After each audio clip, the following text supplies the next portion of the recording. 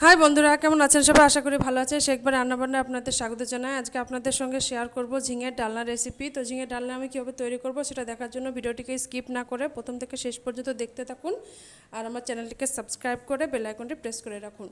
তো চলুন রেসিপিটি শুরু করি। এখানে একটা পাত্রে আমি আলু, ঝিঙে আর কুমড়ো নিয়ে নিয়েছি, কেটে ধুয়ে পরিষ্কার করে নিয়েছি। তারপর এখানে ছোলার ডাল ভিজিয়ে রেখেছিলাম, সেটাকেও ধুয়ে পরিষ্কার করে নিয়েছি। তারপর ওভেনের মধ্যে বসিয়ে দিয়েছি, কড়াই বসিয়ে দিয়েছি। কড়াইয়ের মধ্যে দিয়ে দিলাম সরিষার তেল। তেল গরম হয়ে গেছে, এখন একটা তেজপাতা, শুকনো লঙ্কা ফাটিয়ে তেলের মধ্যে দিয়ে দিলাম।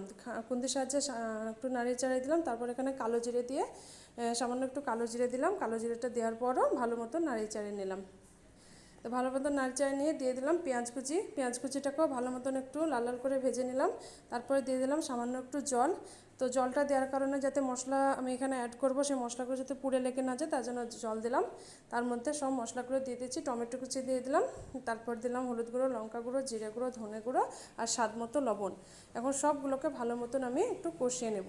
তো দেখতে পাচ্ছেন একটু নাড়াচাড়া করে ভালো মতন কষিয়ে নিচ্ছি। তার মধ্যে এখানে দিয়ে দিচ্ছি 2 কোয়া রসুন, একটা গ্রেটারের সাহায্যে গ্রেট করে রসুন দুটোকে দিয়ে দিলাম। তো তারপরে আবারও একটু ভালো মতন কষিয়ে নিচ্ছি। কষিয়ে নেওয়ার পরে সব সবজিগুলোকে এখানে অ্যাড করছি। ঝিঙে, আলু, কুমড়ো সব কিছু দিয়ে ভালো মতন মশলার সঙ্গে কষিয়ে নিতে হবে।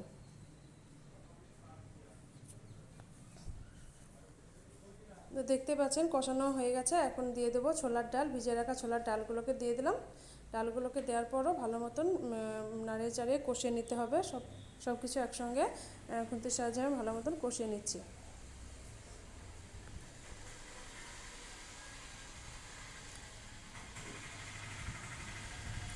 তো ভালোভাবে অনবরত নাড়াচাড়া করে আমি কষিয়ে নিয়েছি। এখন এখানে দিয়ে দিচ্ছি পরিমাণ মতন জল।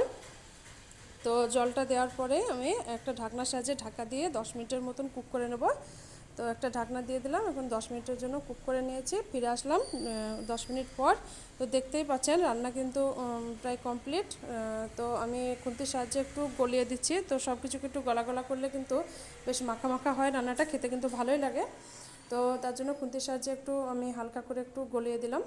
আর গরম গরম আমার এই ঝিঙের ডালনা একদম রেডি। একটি পাত্রে পরিবেশন করে দেখাচ্ছি। দেখতেই পাচ্ছেন একটি প্লেটে নিয়ে নিয়েছি। এভাবে গরম ভাত, রুটি কিংবা পরোটার সঙ্গে কিন্তু খেতে অসাধারণ লাগে।